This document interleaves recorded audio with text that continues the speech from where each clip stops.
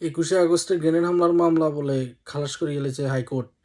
এখানে যত দণ্ডপ্রাপ্ত মৃত্যুদণ্ডপ্রাপ্ত যত আসামি আছে এদেরকে মুক্তি দিয়ে দিচ্ছে। 21শে আগস্ট কিন্তু 2004 সালে আসছিল, এই সময় বিএনপি ক্ষমতাতে ছিল। তারেক রহমানের নেতৃত্বে 21শে আগস্টে বর্বর গ্রেনেড হামলা হয়।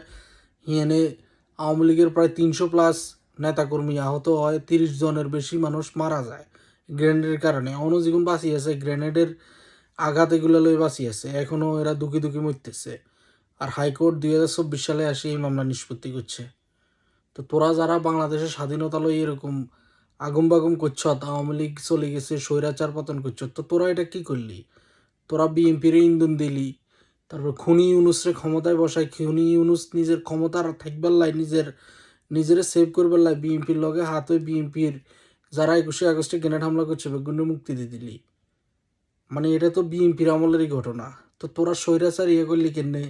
আবার কি কি বৈষম্য বিরোধী, তো তোরা বৈষম্য এটা করলি না?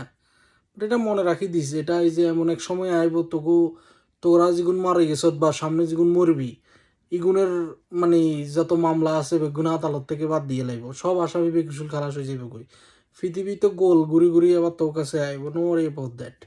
তোরাই তো এটা শুরু করছ। মানে আইভি রহমান একটা মহিলা, জিল্লুর রহমানের ওয়াইফ, তার ঠ্যাং উড়ে গেছে কই, পুরো বাংলাদেশের কোটি কোটি মানুষ এগুলো দেখছে, এগুলোর সাক্ষী। এই মামলা কিভাবে নিষ্পত্তি হয়, এই মামলার আসামি কিভাবে থেকে বাইরে হয়ে যায়।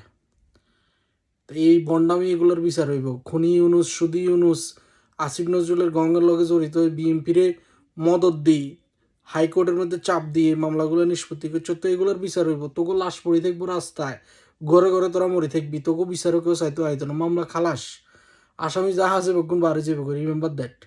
তোরা দেখাইছ, মনে রাখিস, ডোন্ট ইউ ফরগেট দ্যাট।